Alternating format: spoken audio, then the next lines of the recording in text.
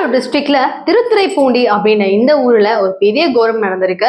இந்த மாதிரி ஒரு சம்பவமோ ஒரு விஷயமோ எப்பவுமே யாருக்கும் கனவுல கூட நடக்க கூடாது அப்படின்னு கன்ஃபார்மா இந்த வீடியோ பார்த்ததுக்கு அப்புறம் நீங்களும் ஃபீல் பண்ணுவீங்க.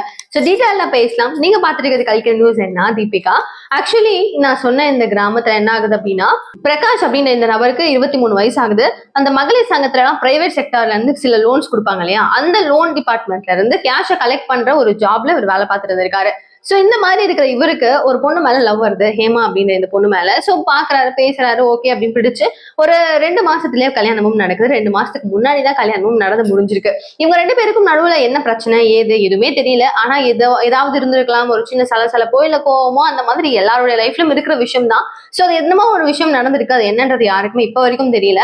ஹேமா வந்து என்ன பண்றாங்க அப்படின்னா நல்லா தூங்கிட்டு இருக்காங்க. சோ இவரும் பிரகாஷும் போய் படுத்துக்கிறாரு, நல்லா தூங்குறாங்க.